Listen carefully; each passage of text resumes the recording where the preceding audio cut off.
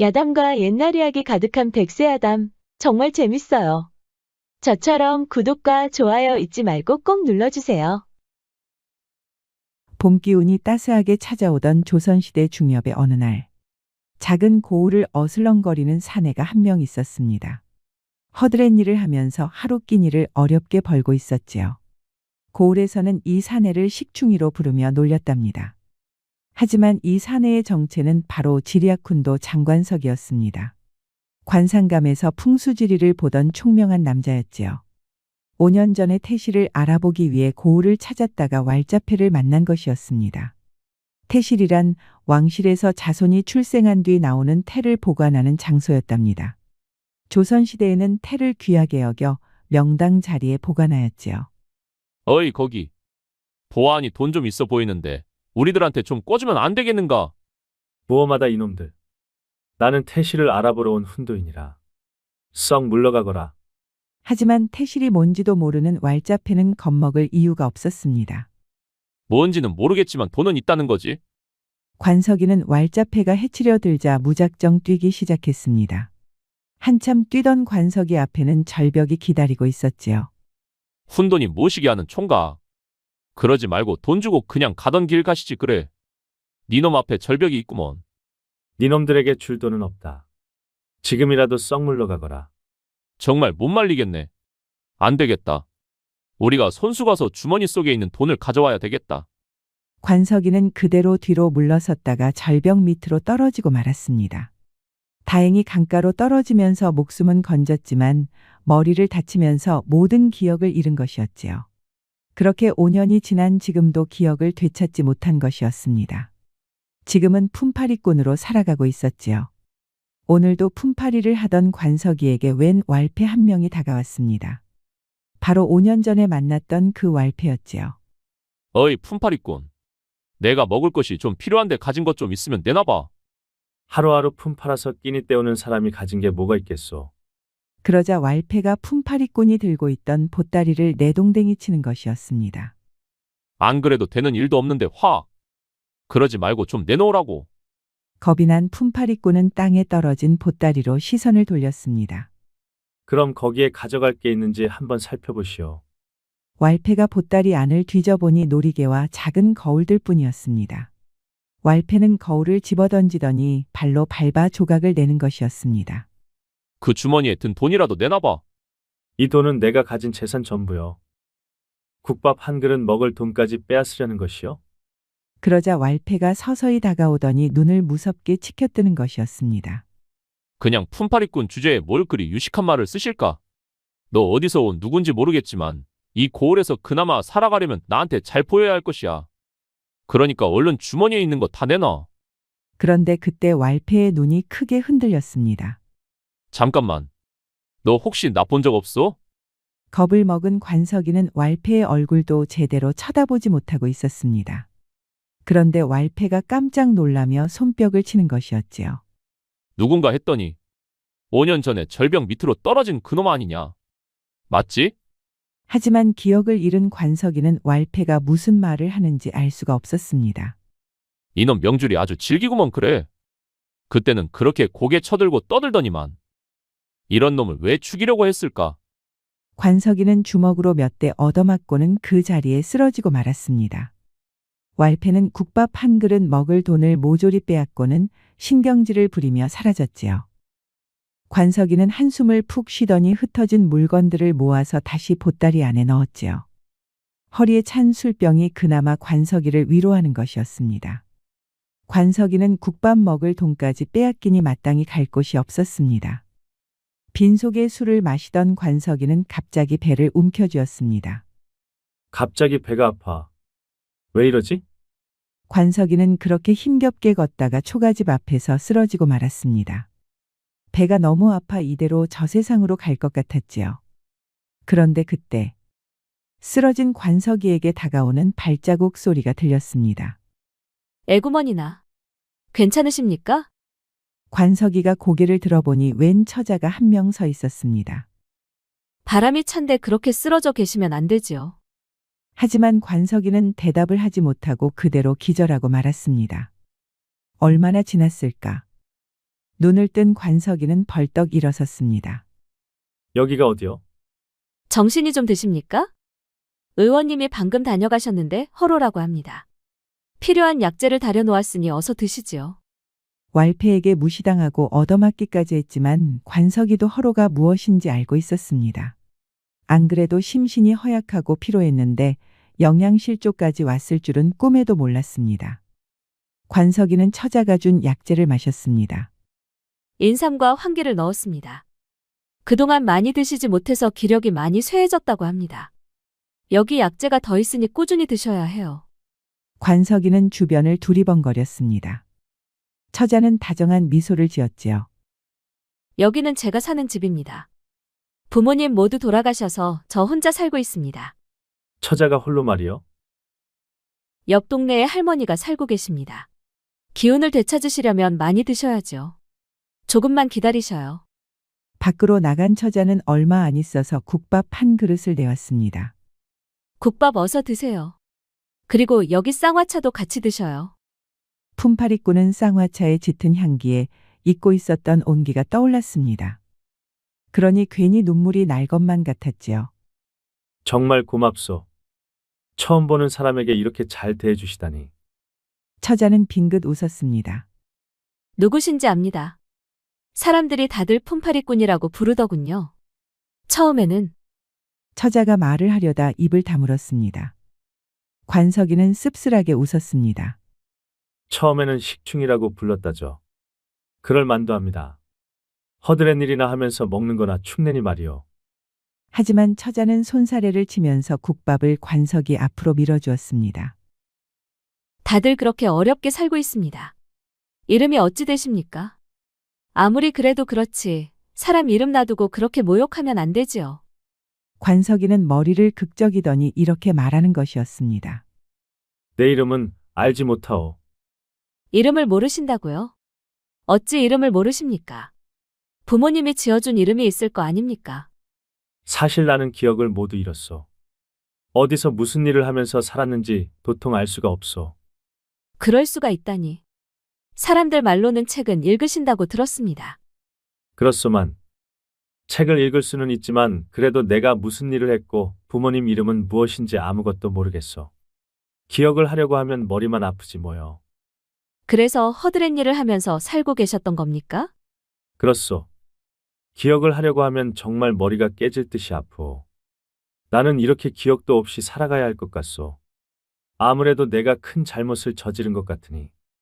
잘못이라니요. 큰 잘못을 했으니 기억을 못하는 것이 아니겠소. 내가 평소에 행실이 좋은 사람이었다면 이렇게 1년이 지나도록 기억을 못할 수가 없을 것이오. 처자는 잠시 고심하더니 다시 빙긋 웃었습니다. 그게 다 무슨 소용이겠습니까? 앞으로가 더 중요하지요. 관석이는 놀랐습니다. 지난 1년 동안 이렇게 따뜻한 말을 해준 사람은 없었지요. 기억이 안 나서 마음이 아프시겠지만 오히려 좋은 것일 수도 있습니다. 저는 일찍이 부모님을 떠나보내서 할아버지 할머니 밑에서 자랐습니다. 부모님 얼굴도 기억이 나지 않습니다. 다행히 혼담이 들어왔지만 서방님이 일주일만 살 수 있는 병자였지요.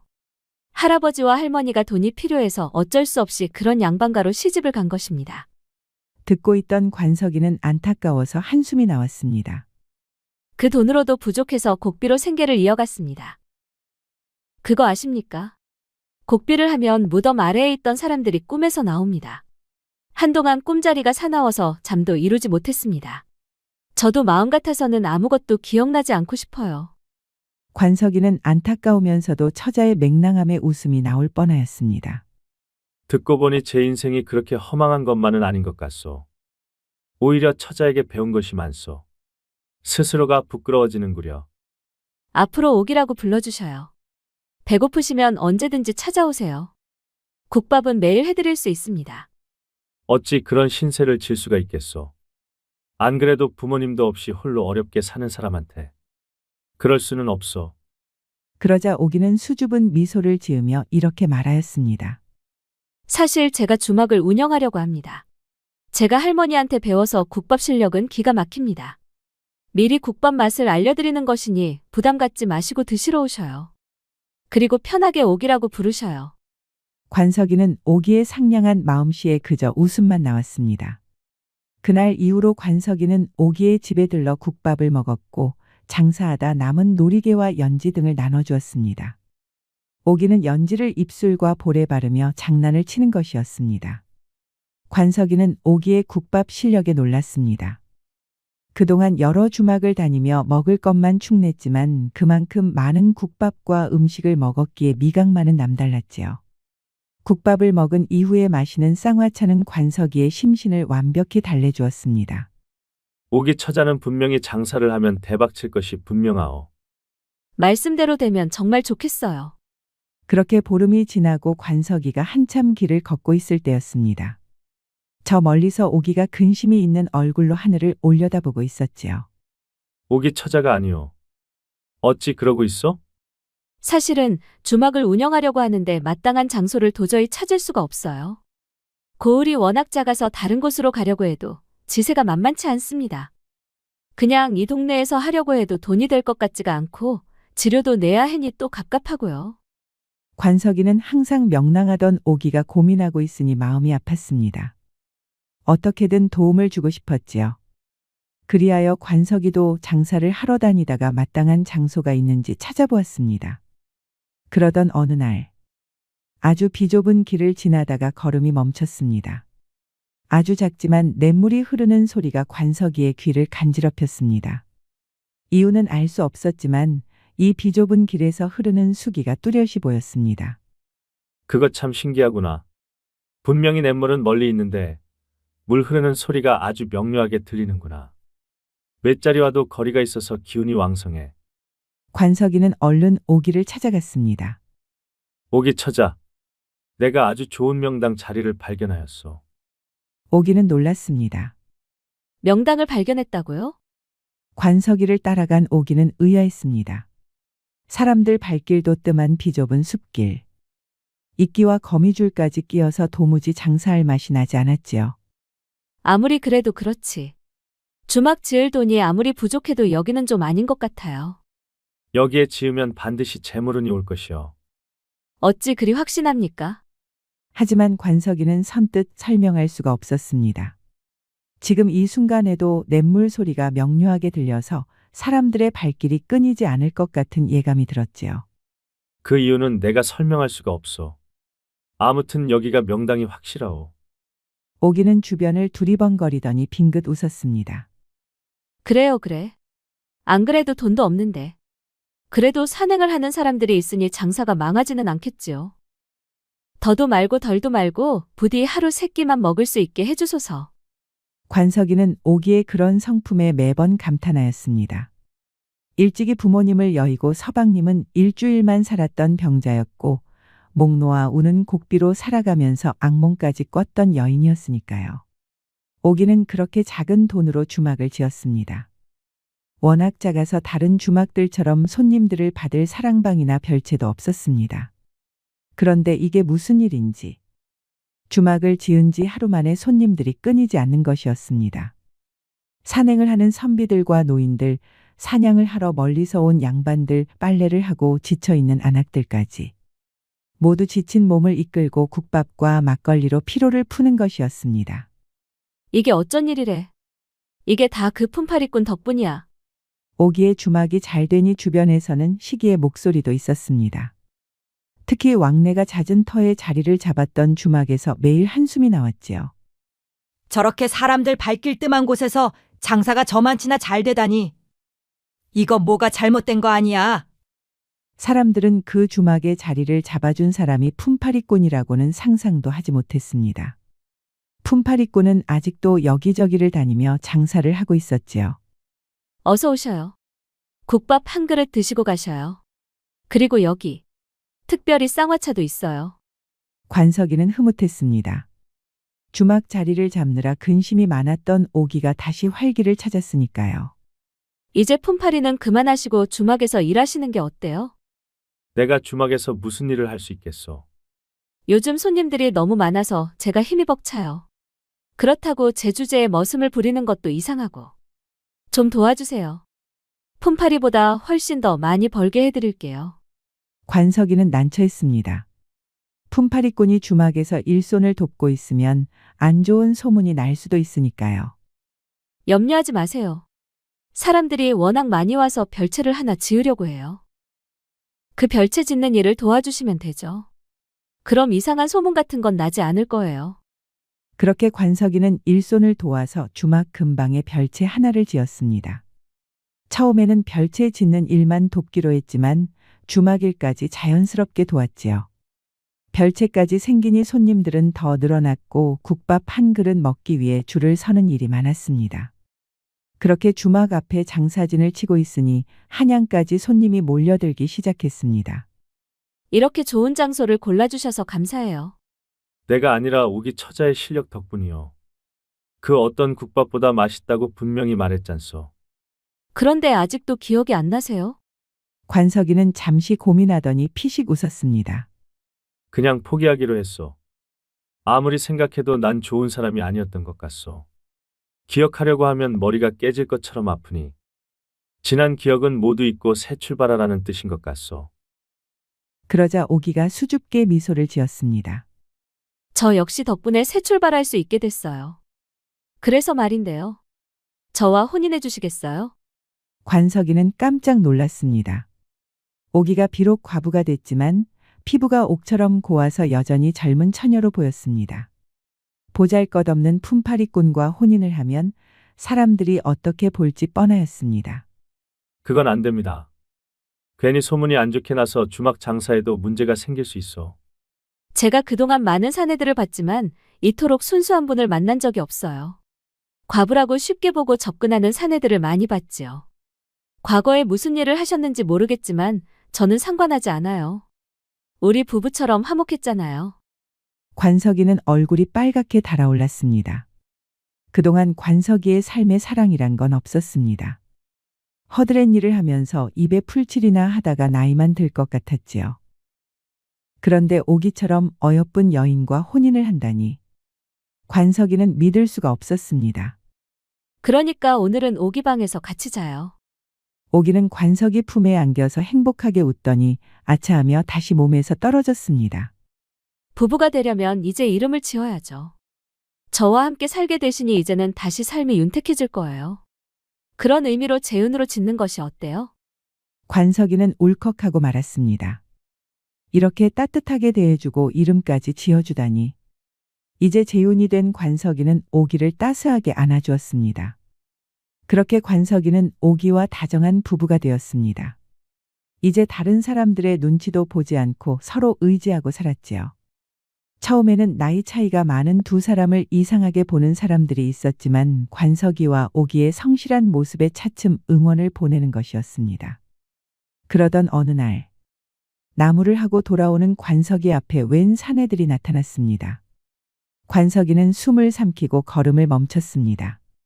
사람들은 보이지 않았을 때 나타난 이 사내들. 아무리 봐도 관석이의 목숨을 노리는 것이었지요. 니놈들은 누구냐? 그런데 관석이는 그 사내들이 낯이 익었습니다. 그중 한 명이 앞장서더니 이렇게 말하는 것이었습니다. 어이, 품팔이꾼. 오랜만이네. 나 기억하는가? 관석이의 국밥 먹을 돈을 빼앗은 그 왈패였습니다. 그리고 옆에 있던 사내들은 관석이를 절벽 아래로 떨어뜨렸던 그 왈자패였지요. 니놈이 어찌 다시 왔느냐? 국밥 먹을 돈도 부족하였느냐? 오늘은 더 큰 돈을 벌려고 왔지. 그게 무슨 말이더냐? 글쎄 어떤 양반께서 큰 돈을 주시더니 네 놈을 없애라고 하지 않더냐. 이게 웬 횡재냐? 무엇이라? 그것이 무슨 말이더냐? 누가 날 없애라고 했다는 것이냐? 네가 알아서 뭐 하려고. 그러게 5년 전에 그냥 저 세상으로 갔어야지. 왜 일을 두 번 하게 만들고 그래. 이제는 확실히 명을 끊어줄 터이니 이리 오거라. 왈자패가 음흉하게 웃으며 천천히 다가왔습니다. 주변을 다시 둘러봤지만 숲길이라서 행인은 보이지 않았지요. 그런데 그때 나무 위에서 뭔가가 뚝 떨어지는 것과 동시에 땅이 크게 울리는 것이었습니다. 관석이는 깜짝 놀라서 뒤로 넘어지고 말았지요. 처음에는 큰 통나무라도 떨어진 줄 알았지만 그 정체는 듬직한 덩치의 사내였습니다. 사내는 바로 왈자패를 일망타진하였습니다. 워낙 순식간이라서 관석이가 눈으로 쫓아갈 수 없을 정도였지요. 관석이의 목숨을 구해준 사내는 대체 누굴까요? 사내가 고개를 돌려서 관석이를 바라보았습니다. 정말 오랜만입니다, 장운도 나리. 그동안 잘 계셨습니까? 저 황무석입니다. 관석이는 어리둥절하였습니다. 느닷없이 나타난 무석이라는 사내가 장운도라고 부르는 것이었습니다. 이야기는 전에 들었습니다. 무석은 한동안 관석이의 몰골을 살폈습니다. 그동안 얼마나 고생이 많으셨습니까? 선왕께서 승하하셨습니다. 세자 저하께서 보위에 올랐단 말입니다.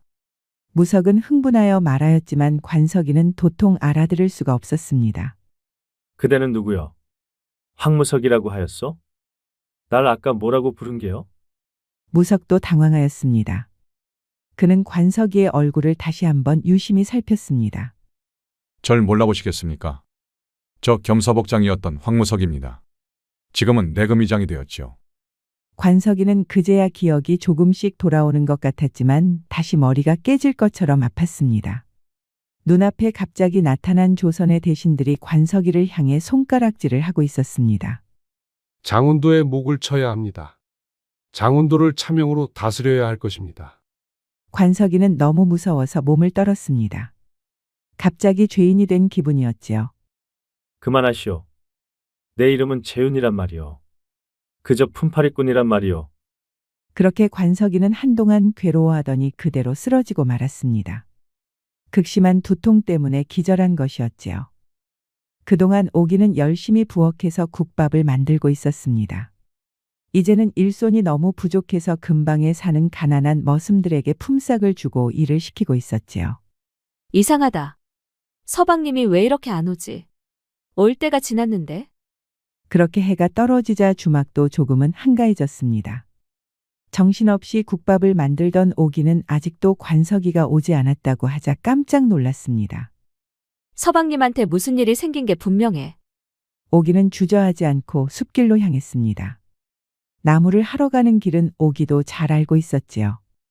앞치마를 두른 채 정신없이 뛰어다녔지만 관석이는 보이지 않았습니다. 서방님, 대체 어디로 가신 거예요? 오기는 시장까지 뛰었지만 소용이 없었습니다.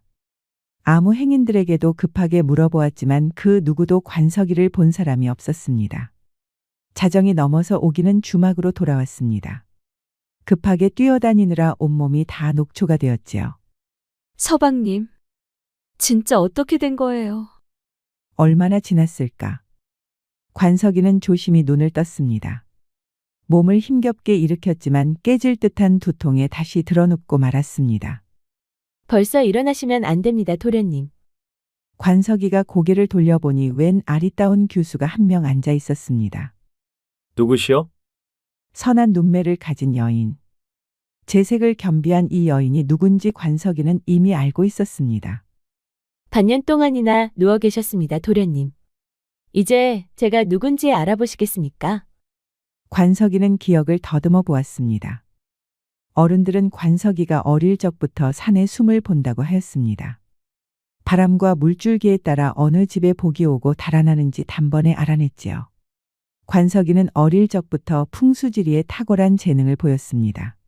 그렇게 관석이는 조정까지 들어와 임금 앞에 섰습니다.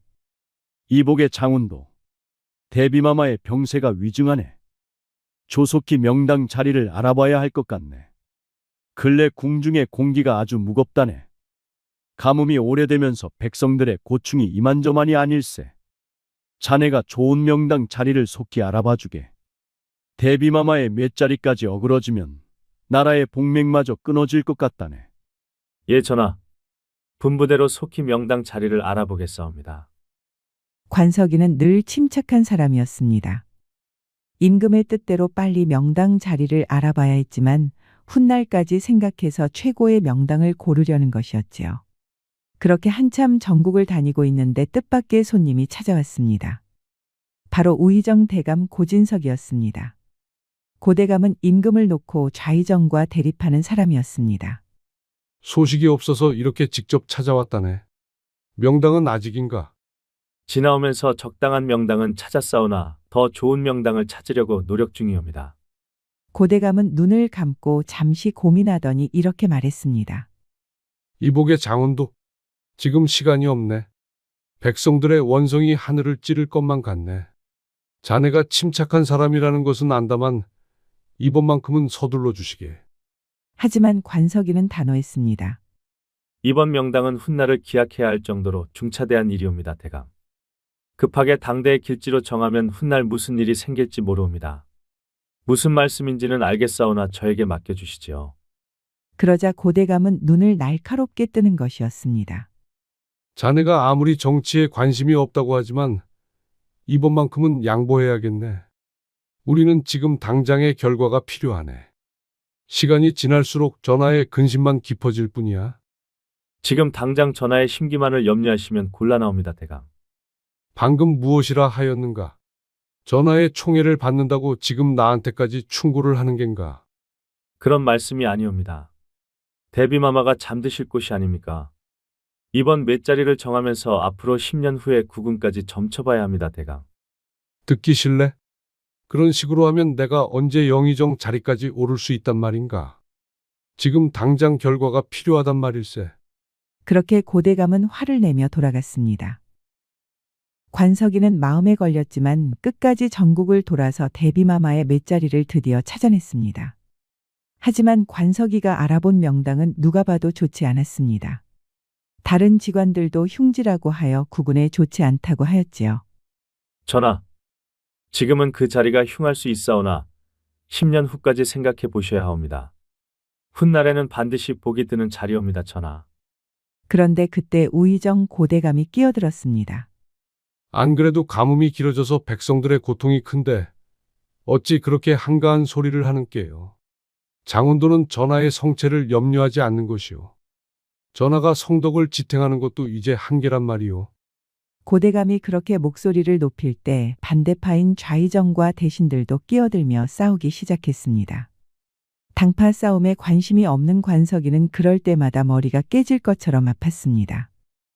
두통이 심하니 약재도 자주 다려 먹었지요. 결국 임금은 관석이가 정한 곳에 대비마마를 묻었습니다. 그런데 이게 무슨 일인지 가뭄이 계속되더니 갑자기 우박이 내린 것이었습니다. 느닷없이 우박이 쏟아지니 백성들은 모두 곡을 하면서 우는 것이었지요.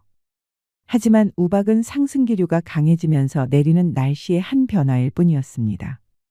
그런데도 고대감과 그 무리들이 트집을 잡아 관석이를 공격하는 것이었습니다.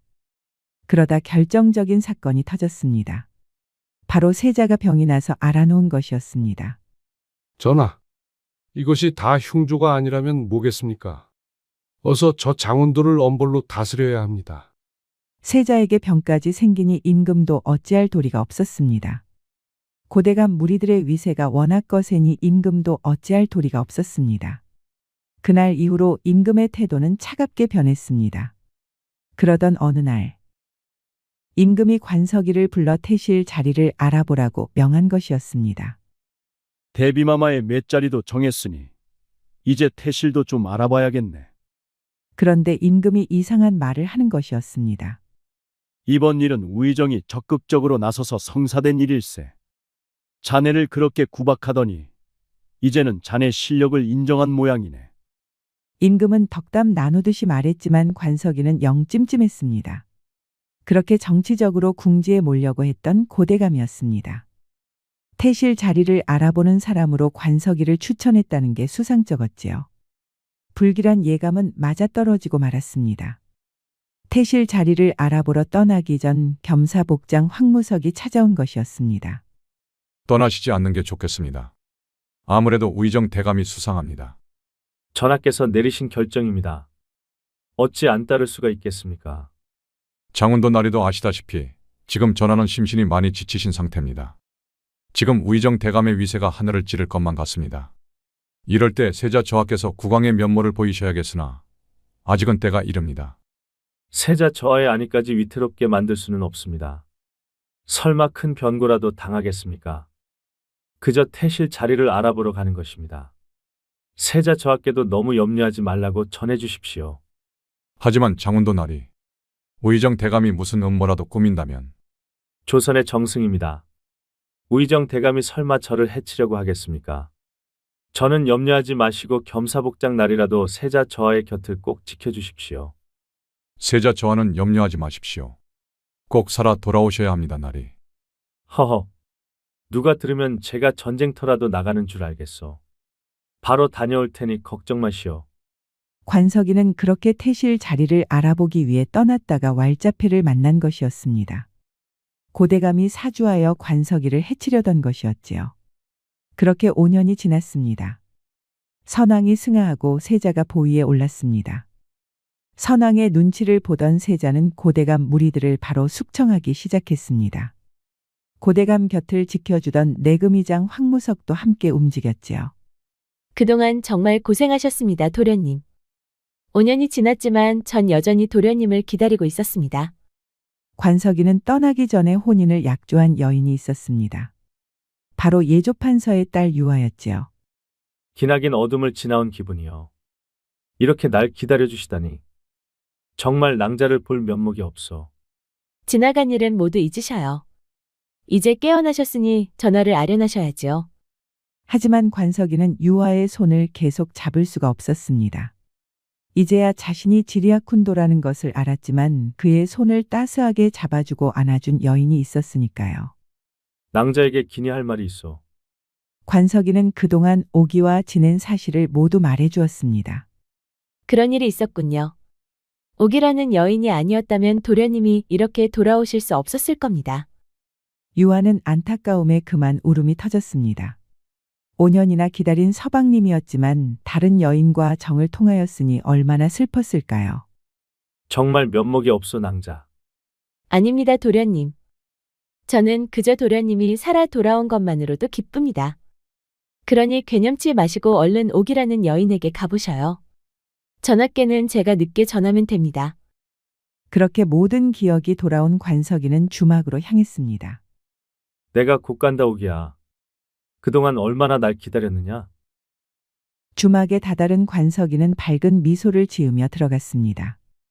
그런데 이게 무슨 일인지. 국밥과 막걸리를 나르는 사람은 오기가 아니었습니다. 웬 멀끔한 인상의 사내가 정겹게 미소를 지으며 손님들에게 국밥과 막걸리를 나르고 있었습니다. 이상에서 부엌안을 들여다봐도 오기는 보이지 않았습니다. 웬 낯선 여인이 국밥을 만들고 있었지요. 오기야. 어디 있느냐? 서방님이 왔다. 그렇게 주막 안을 두리번거리고 있으니 국밥을 나르는 사내도 궁금할 수밖에 없었습니다. 제가 이 주막의 주인인데 혹시 누구를 찾으십니까? 저는 오기의 서방입니다. 오기는 어디 있습니까? 나리가 매부란 말씀입니까? 사내는 반가운 미소를 지으며 관석이의 손을 덥석 잡았습니다. 저는 오기의 오라버니 강태라고 합니다. 왜 이제야 오셨습니까? 오기의 오라버니란 말씀입니까? 그렇습니다. 부모님이 일찍 돌아가시고 오기와 오랫동안 떨어져 지냈지요. 실은 제가 남의 재물이나 살림살이를 훔치고 다니는 팔불출이었습니다. 그래서 오기가 아마 말을 하지 못했을 겁니다. 오기는 어디 있습니까? 오기는 지금쯤 시장에서 장사를 하고 있을 겁니다. 어서 찾아가 보시지요.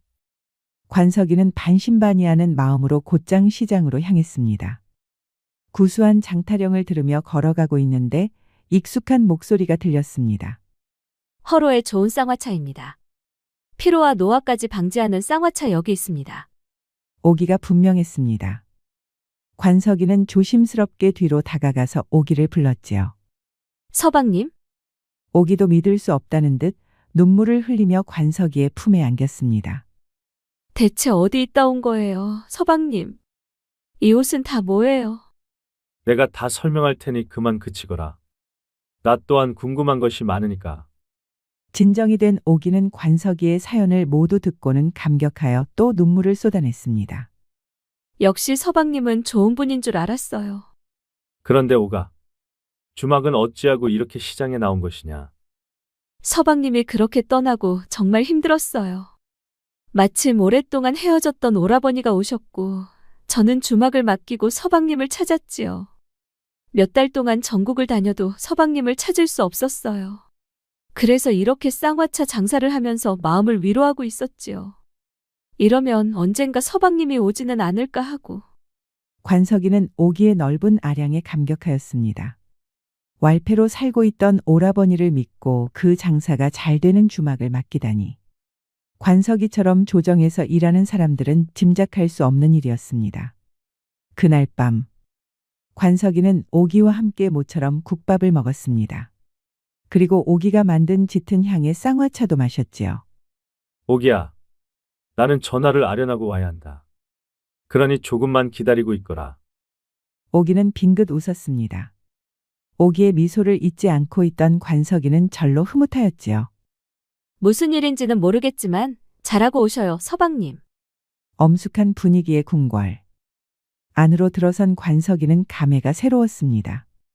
당파 싸움 안에서 버티고 버텼던 그때가 정말 괴로웠지만 이제는 두려움보다 담담한 마음이 앞섰습니다.